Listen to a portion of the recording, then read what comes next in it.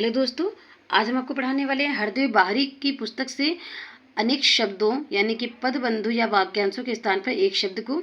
ये आरओ के एग्जाम के लिए अति महत्वपूर्ण है और हम आपको बता दें कि हरदेव बाहरी की पुस्तक बहुत ही ज़्यादा अच्छी है। यदि आप यहाँ से जो चीज़ें पढ़ लेंगे वो आपके एग्ज़ाम के लिए काफ़ी बेनिफिशियल हो जाएंगी और वो यहाँ से एग्ज़ाम में पूछे भी गए हैं प्रश्न। तो हरदेव बाहरी की पुस्तक सबसे अच्छी है यदि आप किसी भी एग्ज़ाम की प्रिपरेशन कर रहे हैं, चाहे वो आर हो, सुपर टेट हो, यूपी टेट हो, कोई भी एग्ज़ाम हो। यदि आप हिंदी की प्रिपरेशन हो, सब्जेक्ट में हिंदी आ रहा है तो आप यहाँ से हिंदी पढ़ सकते हैं। सो फ्रेंड्स, चलिए शुरू करते हैं अपने आज की क्लास। आज हम आपको पढ़ाएंगे वन वर्ड सब्स्टिट्यूशन, तो हिंदी में चलिए देखते हैं। इसमें बहुत सारे बहुत सारे क्वेश्चंस दे रखे हैं, उसके बाद एमसीक्यूज भी दे रखे हैं। सो फ्रेंड्स, हम आपको पहले ये क्वेश्चंस कराएंगे, उसके बाद आपको प्रीवियस ईयर पेपर के पूछे कि जितने भी वन वर्ड सब्स्टिट्यूशन है वो सब कराएंगे। हम एक एक करके सभी टॉपिक्स को कवर करने वाले हैं हिंदी में और पूरी प्लेलिस्ट तैयार करेंगे आपके लिए। सो फ्रेंड्स, चलिए शुरू करते हैं अपने आज की क्लास। इसमें पहला क्वेश्चन है कि अंक अर्थात गोद में सोने वाला, जिसको एक शब्द में कहते हैं अंकशायी। दूसरा है अंक गोद में स्थान पाया हुआ अंकस्त, जो अंडे से जन्म लेता है उसे कहते हैं अंडज। किसी कथा के अंतर्गत आने वाली कोई दूसरी कथा जिसे कहते हैं अंता कथा। राजभवन के अंदर महिलाओं का निवास जिसके कहते हैं अंतःपुर। नेक्स्ट है मन में आप से उत्पन्न होने वाली प्रेरणा जिसको कहते हैं अंतःप्रेरणा। धरती और आकाश के बीच के स्थान को बोलते हैं एक शब्द में अंतरिक्ष। मन में होने वाला यह स्वाभाविक ज्ञान जिसे कहा जाता है अंतर्ज्ञान। नेक्स्ट है किसी देश के अंदर होने वाला या उससे संबंध रखने वाला जिसे एक शब्द में अंतर्देशीय कहा जाता है।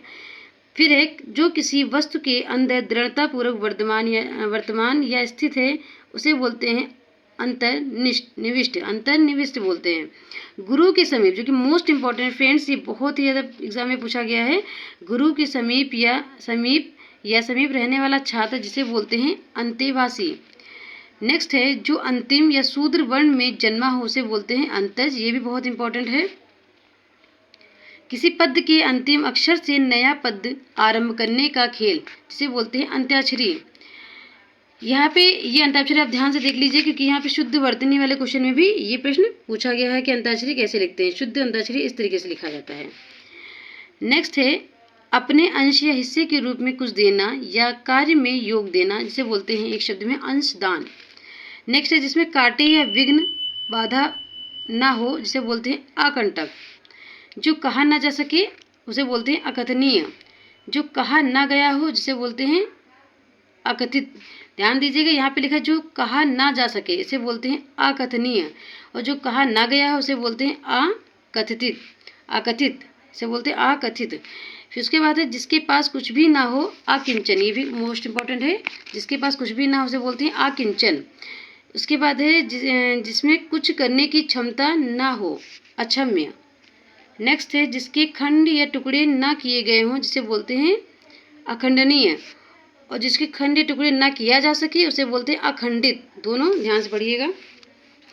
नेक्स्ट है इसमें जो खाने योग्य ना हो उसे एक शब्द में बोलते हैं अखाद्य और जो गिना ना जा सके उसे बोलते हैं अगणित। जिसके अंदर या पास ना पहुंचा जा सके उसे बोलते हैं अगम्य।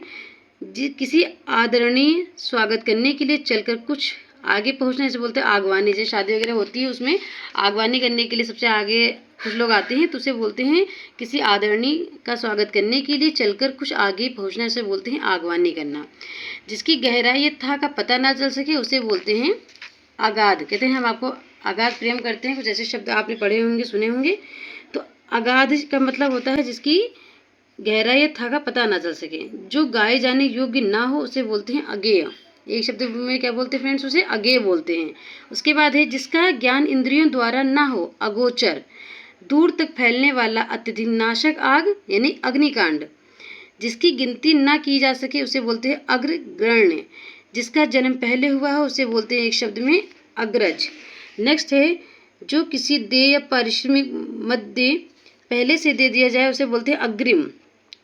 जो सबके आगे चलता है उसे बोलते हैं अग्रणीय। फिर नेक्स्ट है वह जो करने या होने वाली बात को पहले से सोचे इसे बोलते हैं एक शब्द में अग्र सोची। नेक्स्ट है जो चिंतन करने योग्य ना हो उसे बोलते हैं अचिंतनीय अचिंत्य। जिसमें चेतना ना हो उसे बोलते हैं अचेतन। एक शब्द में क्या बोलते हैं फ्रेंड्स, उसे बोलते हैं अचेतन। ये देखिए अचेतन।